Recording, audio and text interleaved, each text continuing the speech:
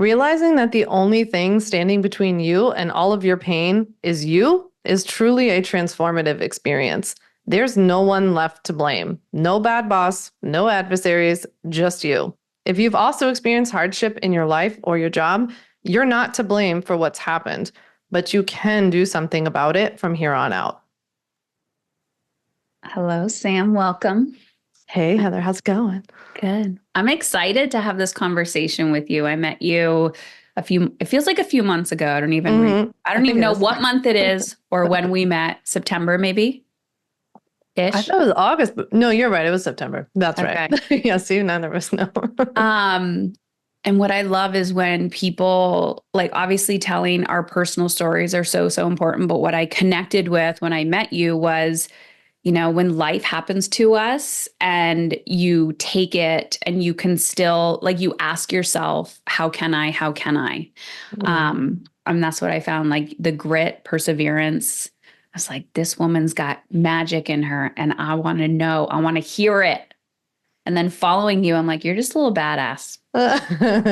Little business badass. A little business badass. Yeah, I'm like low key under the radar though, I feel like. But isn't it funny like I'm always curious what that like grit and determination is in someone of like, I am determined to thrive. Do you think it's a choice that people make, or like, I'm curious. And then we'll get into your story, but yeah. Yeah. I think there probably are people out there who make the choice, right? Who like the true, like picking themselves up by the bootstraps and deciding. I think when you've been through a lot of trauma, though, it's not so much a choice as much as it's programmed into me. Because essentially, like, I feel like what I've learned now is like, we're talking about like positive anxiety or like positive like hustling, or like an outcome that was positive of it, but it came from a place of being like, I cannot stop moving because if I stop moving, like scary things will happen. So on the outside, it can appear very like, people are just like, oh my God, you're a content machine, you never stop, like your business grew so much, all this stuff. And I'm like, yeah, I was also operating from like a very scared place. So great outcome, bad, cause, I think. Yeah. And I think we all have like the strengths and the shadows. And when we're like operating in the strengths, we can move mountains. And it's like understanding that fine dance when those coping strategies are no longer serving us. So take us back, tell us the story and all the things that kind of led you to where we are today. And then we'll dive deeper into your book that's coming up. I'm going to ask you all the questions. Yeah, sounds good. So I'm Sam Vander Wielen. I'm an attorney turned entrepreneur who helps online business owners legally protect their businesses. But the reason that I even became a lawyer in the first place really started from day one of my life. My parents got divorced when I was only a month old. My mom decided at 40 years old as a single mom to go to med school. She had me as a baby. My sister was 7 years old. So basically I didn't see my mom for several years. Here, my mom comes out of med school. I'm like 7, 8 years old, and she develops a very serious addiction on top of a pretty serious mental illness that was unfolding at the same time. And so my childhood growing up, very rough, very traumatic, very violent. I saw her like a lot of self-injurious behavior, numerous suicide attempts, a lot of overdoses. There was a lot of like parentification in the home. Like it was just a very scary, unstable place to be. It was not healthy. The reason I mentioned that is because I, as a child, was just like, for some reason, I don't know if I just like watched Law and Order too much, but I was just like, if you become a lawyer, you're like set for life. Like you can get out, you can get away from her, you'll be safe. And I saw having financial independence as safety. And I just wanted to get away. So I never stopped to think about like, do you want to be a lawyer? Do you like being a lawyer? What does that mean? Never stopped to think. I just, again, had my head down, kept going, again, not making that choice to be so like perseverant, but just to keep going. And so I became an attorney at 23, started working at a big law firm. And literally the first moment I kind of remember is the day that I started. I sat down, they, walked me to my big fancy office and all this stuff. And I sat down in my chair and was like, oh no, what did I do? I hate this. This is not me. I don't want to do this. Like, I don't even know why I got myself into this. And it really was a very miserable existence. but I also was very victim-y still at that time. So I was very like, this happened to me. Oh, and here's another thing that's happened to me now in my life, right? Like I had all this legitimate stuff that happened, but it was then like someone made me become a lawyer. I had no choice to leave. This was terrible. Like the law sucks. My boss sucks. Like 9 to 5 sucks. Everything sucks. And so I was just a very negative. I had gotten to this place where I could not stand the sound of my voice anymore, complaining. And then I had this fateful plane trip home from Amsterdam back to Philadelphia, where I'm from. And I thought I was going to die on the plane. And it was just like literally the universe shook me awake to be like, what the hell are you doing? You have so much more control. I have no control of this damn plane, but I have a lot of control over my life. Mhm. And literally within days, I like changed my life. Was that a vacation or a trip you were on? It was my first big trip as a lawyer. So like it's very hard to take time off as a lawyer because you basically are just borrowing time because we work on billable hour structure. So you have to like make it up some other time. And so I had never really gone away. I went away on this trip all through Northern Europe and to Russia and had a blast. But then it was like on the way home and this plane went through one of those like very severe turbulent issues that you hear about on the news where it dropped, it like rolled to the left, everything flew all over the place. It was terrible. And so, yeah, in that moment, I was like, I had been thinking about it. Like I had started, I think Instagram had maybe started around that time or started to get more popular. And then I'd started seeing like the coaching, blogging world. And I was like, I'm interested in flexing some other muscle other than being a lawyer. It's always interesting where these like I call them like breadcrumbs are there Hmm. where you're curious, you're thinking about something, but it's always at the back of your head. So you're like, I don't have time for that Mm. until something happens. It's like your ego, it shook up your ego, or it was like one life, you got one precious life. So then what happened from there when you kind of went down that road? Yeah, so I'm one of those people that like when I make a decision, I'm already like 3,000 steps ahead. So I was like, I'm leaving to start my own business. And I left pretty quickly. Like I did I mean, funny enough, I did all the things within like 3 days that I teach people how to do on the legal side now. And I actually started an online health coaching business. I wanted to teach people how to cook because cooking was kind of my refuge. For one, I learned how to cook at single digits. I was responsible for cooking for myself. My mom did not provide food. I would be hungry. And so I learned how to cook for myself, go grocery shopping, do these things. And so I always used food as like an outlet. So that was my big thing. I was like, I want to go and I want to teach people how to cook. Well, I kind of sucked at it. I didn't want to. First of all, I learned that was a great lesson because I was like, food and cooking was my passion. I don't necessarily think you should always make your passion your business. It can just be like your hobby, you know? Yeah, like when people are like, "Oh, I Yeah. like this. I need to monetize it." And it's like, you know Yeah. what? You could just enjoy it for Do the it. sake of enjoying it. Yeah. Yeah, I remember like I got all the equipment to like record food videos and to take food photography. And I was like, I don't want to take a picture of this. I just want to make it and eat it, you know? And like I didn't want to do it. So I think you can tell a lot, right, about this a lot in the book that like when you really learn all of what's involved, like I wanted to be a famous food blogger. I didn't want to do all of the things that were required to become a famous food blogger. So that's when it became very clear to me that I was like, oh shit, this isn't it either. But what do I do? And in the meantime, everybody kept contacting me and asking me legal questions. And I was like, you guys, stop asking me this. I'm not a lawyer. Like I really wanted to like shed that identity. I wasn't even telling people. And people would be like, but I know you used to be a lawyer. Now you're doing this. Can you help me? And I was like, oh, fine. Okay, I'll explain it to you. And then I did not expect to like really, really enjoy it.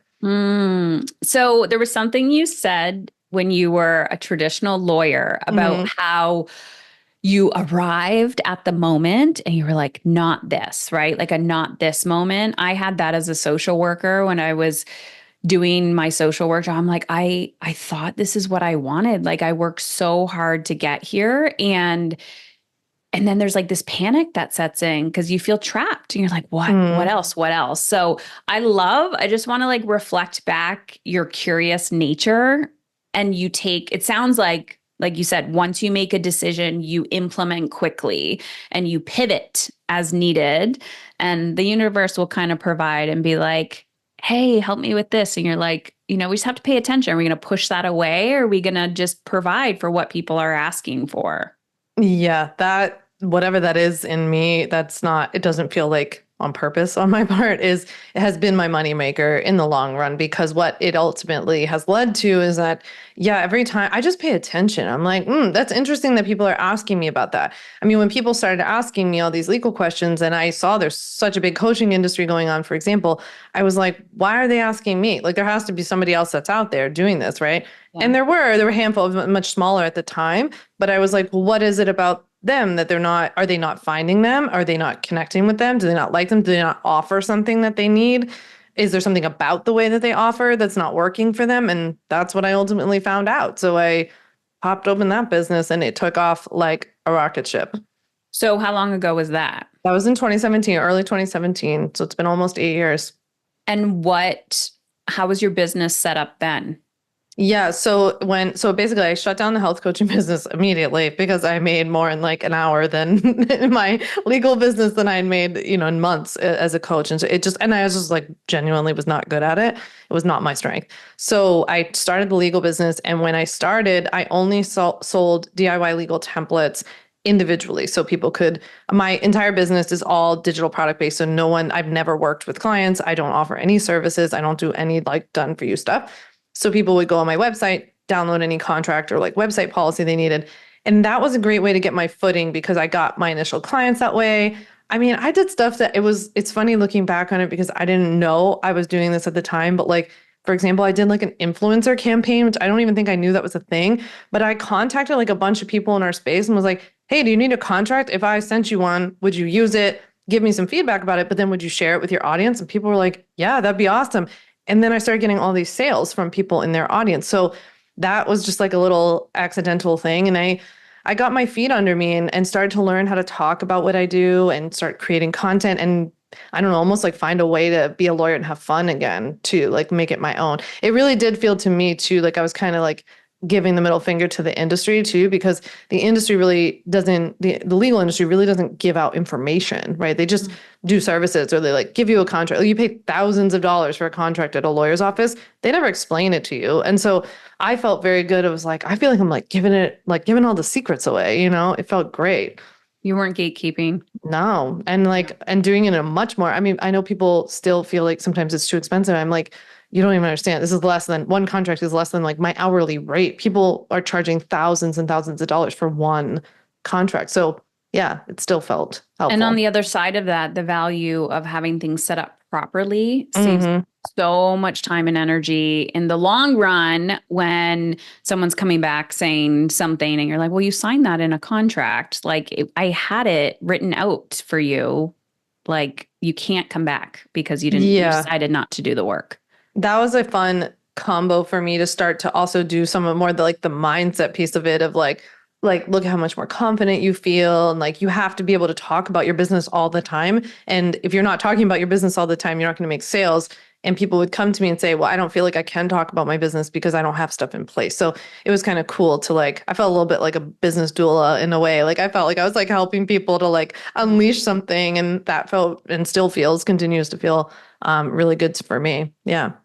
So let's talk about getting your business, kind of structuring your business for life when that happens to you. So I know we have very different stories, but it was very clear to me that when I was diagnosed with stage 4 cancer, that I had to reverse engineer. Like I'm me first, business second, right? Like life first, business second. And there's a part of our brain that kind of just decides that how if I feel great today, when I have a shitty day or something happens, like it's so surprising to us. But the reality is things happen all the time in life and we need to be prepared for them. But we're taught not to structure our work, structure our day in alignment with life happening to us. So talk a little bit about that, how you were still able to grow and scale your business, but also a little bit about what happened in your life.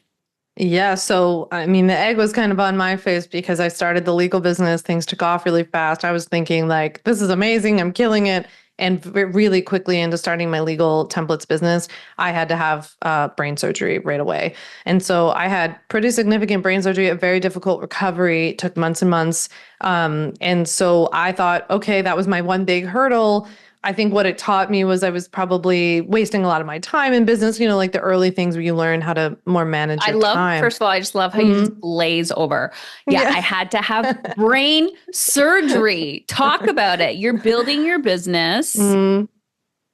And You I have had children? terrible, no, I didn't have kids and I had terrible headaches. And so it was just kind of funny because at the time I was like, wow, I'm really spending way too much time on my computer because I have terrible headaches. And so I thought that that was what it was related to. And from sitting so much, I was like spending so much time building up the business in the beginning.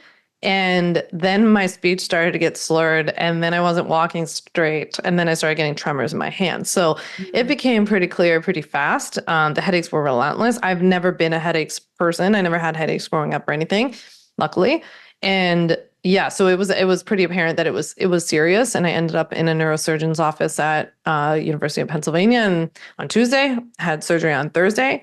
And so I had a Wow. Chiari malformation in my brain, and that was affecting my cerebellum and preventing cerebral spinal fluid from getting to my brain, which is why I was having all these very obvious symptoms, and it was going to get a lot worse. And he was afraid I wasn't going to be able to walk anymore. And so I had this surgery, and then it just kind of sucked because there's one of two options. They either have to enter the brain or not enter the brain. Mine was more severe than they thought. So they ended up having to go in.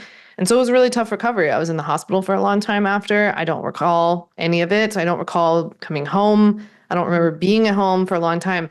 I was literally, my husband told me I was applying for podcast interviews from my phone when I was in the hospital, the last couple of days when I started to kind of come to. And then when I got home, I was pitching online publications and things to write articles for them. I was just such a little hustler. I was determined to make it work. Now, when you look at that version of yourself, so I just want to back up for a sec. I can empathize with this because, yeah, if I went back, I'm like, what were you doing, Heather? But symptomatically, I'm curious if you have a different relationship with your body now, like when you're seeing fatigue or Mm. symptoms come up. I'm assuming that your relationship with your body is very different now than what we're kind of traditionally taught is, oh, it's just a headache, take something, or oh, we're just kind of avoidant. I always say these symptoms are just knocking on our door to get our attention. And we're like, oh, it's normal, that happens, and blah, blah, blah. So Yeah. one, curious your relationship with your body now. Two, when you observe that version of yourself who's in the hospital, and I can laugh, you can probably laugh at this. What would you say to that version of yourself that's just go, go, go hustling? Oh, I'm like, oh, sweetheart, I feel so bad for you. That's what you thought you needed to do. And I simultaneously I respect it. In our industry, especially, I always try to be sensitive of the fact that not everyone can afford to not hustle, right? And so in the beginning of my business, I had to not that I had to hustle that hard necessarily. And of course, with hindsight, I can look back and be like, some of those things I was doing to hustle didn't work or pan out. But I also see the ultimate effect of what happened. And I'm like, I understand. I think a little bit of hustle in the beginning is kind of, required, and it's helpful to do all the things in your business, but that is not what I would be doing now. Let's just put it that way. If I had, God forbid, I had to have brain surgery again, not applying for podcasts, I would take time off. I mean, after I had brain surgery, my dad ended up getting leukemia and very quickly, and then I became his caregiver. Then he died, and then my mom died immediately after. And I would say those events in particular, I feel like I didn't really even have the opportunity to reevaluate my relationship with my body, my energy, emotions until both of them died. And then I think the universe handed me that on a platter and did not have a choice. It cut me off at the knees. Mm-hmm. I could take this in so many different directions, but let's talk about sustainability. Because number one, I always say I didn't have the privilege to not work during some of my recovery. I was doing calls from my hospital bed. But at the same time, I do think some of that was life enhancing, right? There's this reaching, but it is a dance. But let's talk about the sustainability of you got bills to pay and you want to grow your business. You don't have the privilege or desire to close the doors because it could, a lot of ambitious women are listening to this. And I think we're built a little bit different where people are like, don't take that away from me. will feel like death. And there is that part where we need to feed, but sometimes not overfeed. So we can be very stubborn. Yeah. So let's talk about the sustainability. Like, what did that teach you after losing your parents and going through your surgery when it came to building your business? Yeah, I mean, for one, it does. I mean, force anything like that forces you to reevaluate priorities, right? But I was also, by the time my parents died, I was financially in such a different position with the business where, I mean, I could sit and let my business run by itself. My monthly recurring revenue is high enough to pay everything I need. I don't need to sell another thing. And I've banked up enough over the years that's like, I could sit here for a long time. That's a super privileged position at that point. And so I was able to just step away. The point, though, I think, is that after the brain surgery, and especially after my dad got sick, that forced me to go, okay, like you did, like, how do I make this business work? How do I reverse engineer this to now fit my life? Because I can't operate this way anymore. I didn't have the time and the flexibility the same way anymore. And then I was exhausted. And so I built out the systems. I built out the funnel. The funnel worked beautifully. And that's really then what allowed me to do that.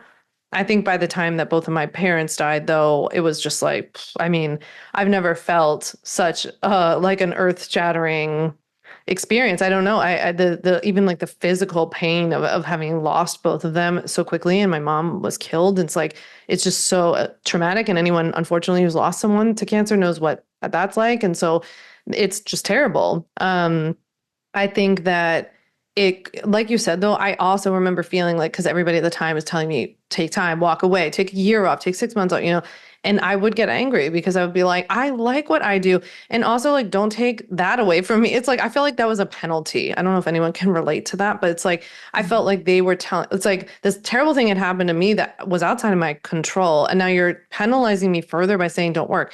Now, I understand not working like I used to, totally different story. I understand taking time off in general, but like, I didn't want to do that. I love doing this. Yeah.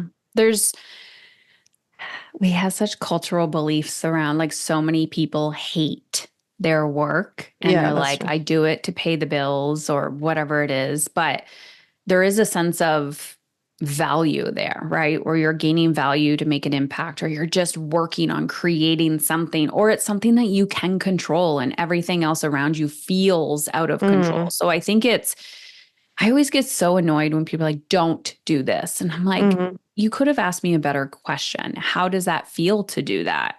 And what Yeah. do you want to do? What feels good to you? Everyone else is telling us who we need to be, how we need to grieve, how we need to cope. Um, building a funnel, writing emails, making money, like, probably is not that big of a deal in the grander scheme of things when you're like, shit, like, life is so much more important than Hmm. how pretty your freaking emails are, or how many people Hmm. like you on Instagram or follow you. Or yeah, how has your relationship changed to life in general? So much, because I think the greatest gift this all gave me was to separate myself from my business, which is funny because I feel like I teach people to do that on a legal, like from a legal angle of being like, register your business so that you're personally separated from your business. But my experience was like, oh, actually, all of this stuff helped me to healthfully separate myself. So like when my business was doing good or when my business wasn't doing as good, it wasn't me doing good or me doing bad. And Yeah. those two things are not intertwined. I've been thinking about that actually a lot this week as people, like, every time there's something like really big in the news or like a big world event, people are like, oh, am I allowed to post in my business? And it's like, your business is your business. You're you. Those are two separate things. If you're having a difficult time about what's going on, that's separate and aside. Like, Target is still open. You own a business. So that's kind of the way that I started to think about things of like, this is my business and I'm kind of dealing with all this stuff on the side. But that's not a reflection of me. And like my business is not a reflection of me. And so, yeah, I think it really just helped me to healthfully separate. I used to fret so much about like, we get so many nasty comments. I run a lot of Facebook ads. So we get like, nasty comments all day long. And so you have to deal with all that. And then every once in a while you get like an email or something like this. I get anti-Semitic stuff all the time. And so it's like, I used to, spend days on end being like, this person, I was so self-righteous, like this person. And now I'm just like, whatever. They're not mad at me. They're mad at like something they see in their business or it's something about them. But I've just been able to so much more healthfully separate. I always, yeah, it puts things into perspective, especially when you get a comment on like a 20-second reel or Hmm. something. And you're like, if you only can take back and look at the bigger picture. But it is liberating when you're like, your comment tells me more about you Hmm. than it Hmm. does about me, and not having the reaction to like, I need to be right. I need to prove. Yeah. Yeah. And in online Um, business, though, a lot of people think like they just I think accidentally get it mixed up that like the content they're putting out, the emails they're writing are them, right? And we even like we write about ourselves, we write about our stories, but there's also a way to do that in a way that shifts it into a lesson, a story that like reflecting it back to your audience, getting curious, getting to know them. And so I think the better I got also at that, it was like I did share. I anybody who's already on my email list knows that I have never missed a weekly email in 8 years. I've sent a weekly email out to over 42,000 people, and I've shared every single thing along the way. I did not stop, and I was very honest about what was going on. Now, how long ago was this? Did you the surgery and both your Surgery was like back when I started, so it was like 2018. It was very early on. But then my dad just passed away in 2022, mid 2022, and then my mom was in 23 right after him. wow. Yeah, and then we've spent the whole time in like a legal case for my mom's murder ever since. So it's not fun. Yeah. Now, I know another thing that we have in common is endurance. Hmm. When did that enter your life? Yeah, it's interesting. So I've always been a bit of a world traveler. I've been to like almost 50 countries now. And so I love traveling, but I always like go on these trips and, you go see a bunch of historical sites and old churches in Europe. And I'm like, I love that. And I just started to have my interest peaked of like, what about going and seeing the world and just spending time in nature? And I'm assuming this was a bit of a counterbalance of like what I was feeling probably at the time that my soul was just craving like quiet and peace and solitude and being away from people. I admittedly am still struggling where I'm like, I want to be away from people and I don't want to be around and I want to be in like, if I had like 3,000 acres of silence to myself, I'd be thrilled right now. And so, yeah, it started to pique my interest. I started signing up for trips. We're going on a trip to Patagonia soon. We're just like hiking like crazy for 3 weeks through Patagonia. And I'm kind of new at it, but it's also exciting. I think it's also interesting once you lose both of your parents. Other people I've spoken to who have lost both will say that there's like this very like untethered feeling. It's like a very strange feeling, and you feel like yeah, like literally the core of who brought you here is not here anymore. And there's a little bit of like a new, I think, self-discovery. So it's been interesting to like watch myself take on all these new things since they died. I'm also in a high rocks fitness competition next Saturday. So like I'm doing things like that I've never done before. I think it's also been a healthy distraction. I think that's a journey for people to figure out is like what is a good distraction? Where does it start to go too far when you like start working too much or something like that? Yeah. I have a friend who I ran a marathon with, and she was grieving, Mm-hmm. and she's just running marathon after marathon. And, I'm like, who gets to choose when too much is too much? I think that's your own personal journey that you go on, because, you know, you have to get yourself out of bed every morning. And if that's what gets you up, that's what gets you up. And Yeah. um, that's where we have to fight sometimes. I remember like during treatment, how I would do interesting things. Like I actually just got released from my doctor being like, yeah, you're in remission. And the first question I asked her, I said, will my cancer come back if I run a marathon? She goes, no, but why would you do that right now? And I just was like, I think I need to do this for my mental health. I don't think it's going to be good for my overall health, but I think mentally it will, like, and my soul.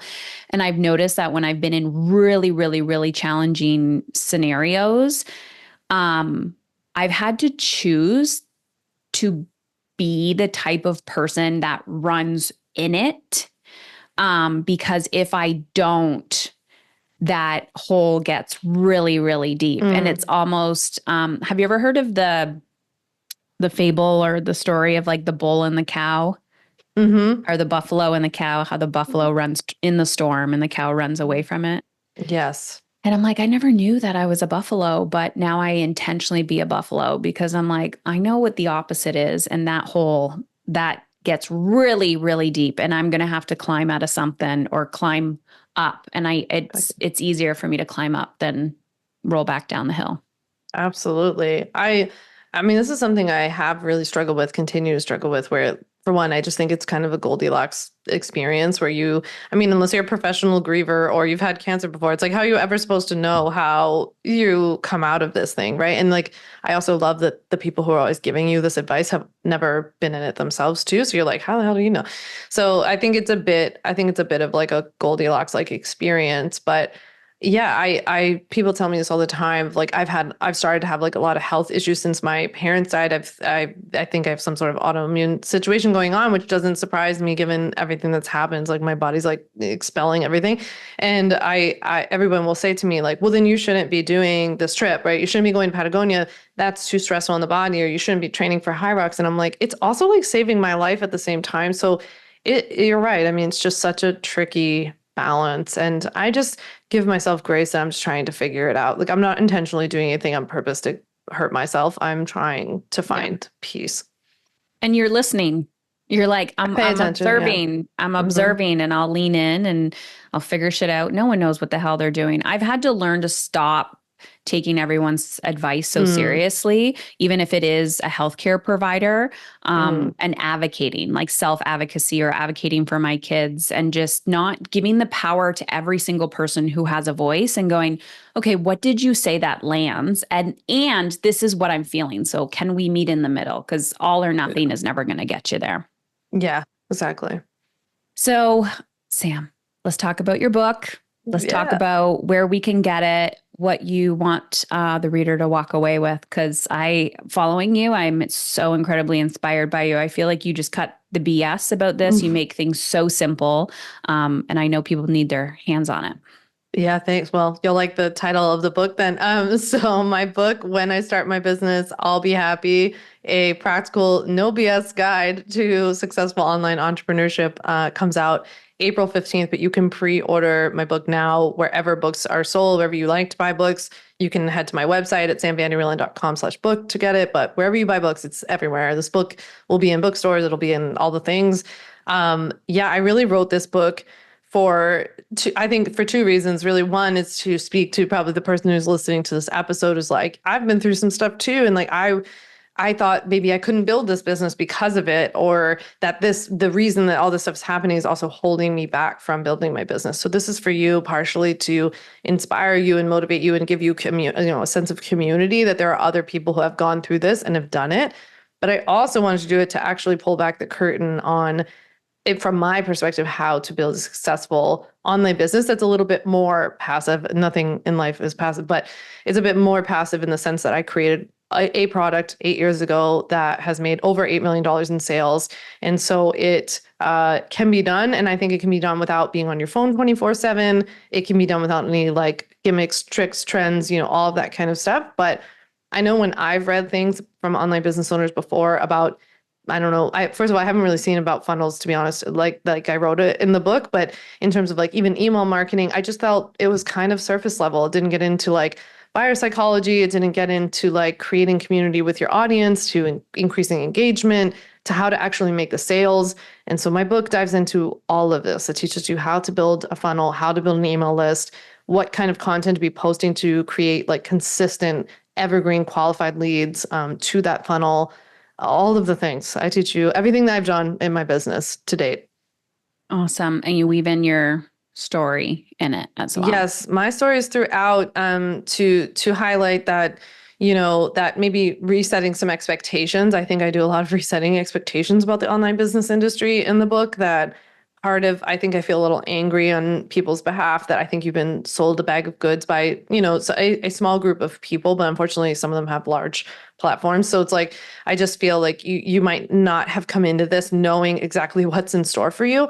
And then also because of that, you're led down so many different paths of like buying everybody's course for like Pinterest and YouTube and like all these like random things. And so if you've been someone who's like, I've tried all the things, I don't understand, I'm trying to post on Instagram, it's not working, or I heard that you're supposed to start a podcast or whatever it is, like, I just hope that this is kind of like a refreshing, no BS take, but also about what Heather and I are speaking about is like to create more of this foundational long-term business that is consistently bringing in leads so that you can be making sales, whether it's because you have kids or you have a health scare or you have to take care of a loved one. Like, I hope you don't have to go through anything like what we've gone through, but if you do, or if you just got other stuff going on, you don't want to work that much, this would work for you. I think a lot better than a lot of the other tips that you've heard before.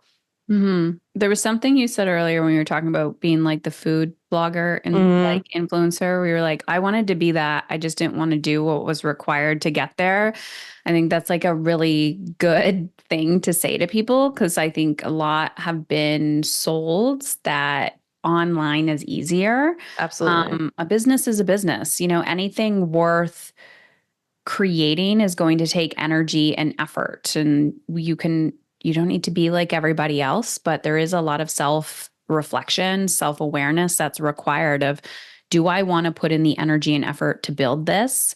And if the answer is no, then let it go. And, and if you're like, oh, I don't have the privilege not to, then find ways where it's more aligned with how you want to show up in the world and really discerning what's the difference between I don't like this versus, oh, I'm in the middle of doing something emotionally uncomfortable, but I'm going to be so excited and grateful when I'm on the other side. Yeah, that's a big hope I have for those of you who read the book is that part of why I wanted to pull back the curtain, I think, on the online business industry was to talk about that, like, you might be beating yourself up for something that's completely normal, like that it's taking you time, or you put something out there and it didn't sell, or nobody signed up for your program. Like, I've done all of that stuff, and that is normal. It's about being able to actually analyze it and figure out what went wrong and why. And I really hammer home this idea of like, my mom used to say, you have to understand the mechanism of something and how it works. And so I think a lot of what you guys are being taught in the online business industry when it comes to marketing is not by people who can replicate what they're actually doing. And they don't understand the mechanism behind why they're doing, why something works, so that you can take it and make it your own. And that's really what I'm teaching you in the book is like nitty gritty, how to build out. I have a whole chapter dedicated to how to build out a $1 million digital product, how to properly beta test, how to do proper market research. Like, not that she shops at Target and loves Starbucks and like always goes for her pumpkin spice. That stuff is bullshit. It's total bullshit. It does not help you. It will not help you sell anything. And so, yeah, if you want my like kind of Philly attitude take on how to build an online business, you'll love this book. Love it. So where Yeah. else? So besides your book, getting it anywhere books are sold online, where else can they follow you? Yes. Well, come over on Instagram, say hi. I'm at Sam Vander Wielen on Instagram. And then, of course, you can visit my website, samvanderwielen.com. I actually just started a Substack, which I would love to share the link with you for, called the No BS Business Club, that is all about my marketing strategies. Because this is where I'm about to drop a launch series. I just had a $308,000 4-day launch. So we're going to drop like a series about exactly how I did it, really spilling the secrets. It's where I'll be sharing my email list building strategies and all that with you guys moving forward. And so I would love for you to come say hi on Substack too. Awesome. So we'll put all those links in the show notes. So Sam, thank you for being you and just putting yourself out there in the world and not giving up. Thank you. Thanks for having me.